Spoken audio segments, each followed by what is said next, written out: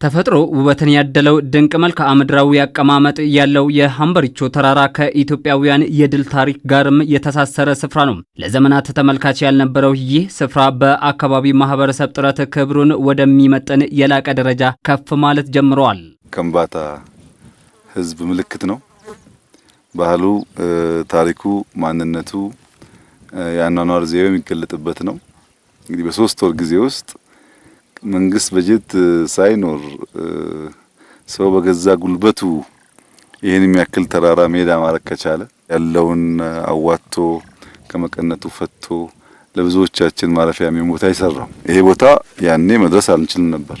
ዛሬ ግን ወጥተንበታል። ሀምበሪቾ የኢትዮጵያውያን መንደር 3777 አስደናቂ ደረጃዎች፣ ዓለም አቀፍ የጥራት ደረጃውን የጠበቀ የመዝናኛ ሎጆች፣ ሁሉንም የኢትዮጵያውያን ታሪክ የሚያሳዩ ቅርሶች፣ ትምህርት ቤትና ክሊኒኮች እንዲሁም ለቱሪስት መስህብ ምቹ የሆኑ መሰረተ ልማቶች በውስጡ ያካተተ ሆኖ ይገነባል። ይህን የኢትዮጵያውያንን መንደር እውን ማድረግ ፋይዳው መልከ ብዙ ነው። ለበርካቶች የስራ ዕድል ከመፍጠር እስከ ለአካባቢ ማህበረሰብ የልማት ጥያቄ ምላሽ መስጠት የሀገርን ኢኮኖሚ በማያናጋ መሰረት ላይ ለማስቀመጥም የሚያስችል መሰረት ነው።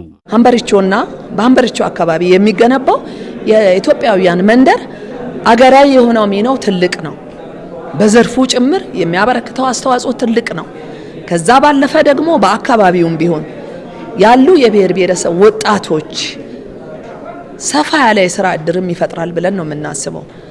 ሰፋ ያለ የስራ ዕድል ይፈጠራል። አሁን ራሱ በተጨባጭ ያየነው 777 እና ዳግም 777ን ወደ ተራራው አናት በምንገነባበት ወቅት አብዛኛው ወጣት አብዛኛው የህብረተሰባችን ክፍል በተገቢው መንገድ ተሳትፎ ያደረገ ተጠቃሚ የሆነ የራሱን አስተዋጽኦ በፍቅርና በትጋት ያበረከተ ነገር ግን ደግሞ ተጠቃሚ የሆነበትና ስራ የተፈጠረለትን ማሳያ ማድረግ እንችላለን።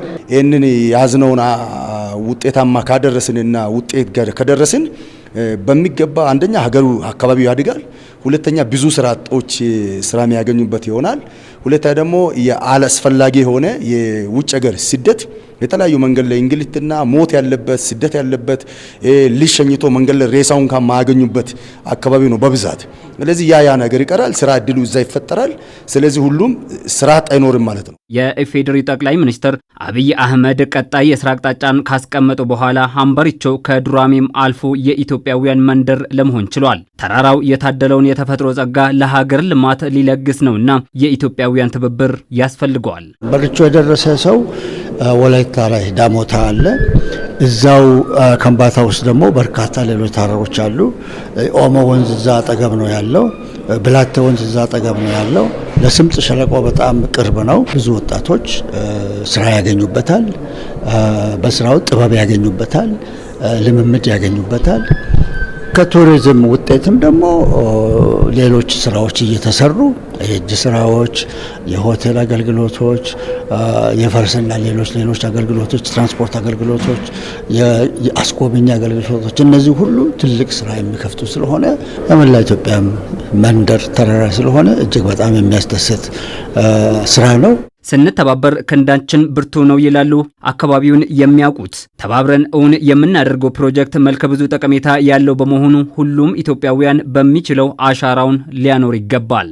በጣም በሚገርም ሁኔታ ሳቢ ነው አየሩ፣ አካባቢው፣ አጠቃላይ ያለው ይዞታ ደግሞ የማህበረሰቡ ባህል ስራ ወዳድ መሆኑ ብቻ ሳይሆን የተሰጠ ልብ ያለው ማህበረሰብ ተራራውን ጭምር 777ን 3ቴ በከረጢት አሸዋ እየተሸከመ ሲሚንቶ እየተሸከመ እናቶቻችን ደግሞ በዛምብል ቡና፣ ቆሎ፣ ቅጣ እየተሸከሙ እየሄዱ ነው። ይሄንን አሰርተው ደረጃውን በዚህ ልክ ፕራይም ሚኒስትራችን በሰጡት አቅጣጫ ያሳካ ነው። አሁን ደግሞ የኢትዮጵያውያን መንደር በቀላሉ በህዝብ ተሳትፎ በመንግስታችን ቁርጠኝነት የሚሳካ ነው። ሁሉም ሰው ባለበት የተኛው ማይጎር ለሆኖ ጠጠርም ትንሽ ነገርም ቢወረውርና ብንተጋገዝ እና እንደ ህዳሴ ግድብ እውን እናደርጋለን የሚል እምነት አለን።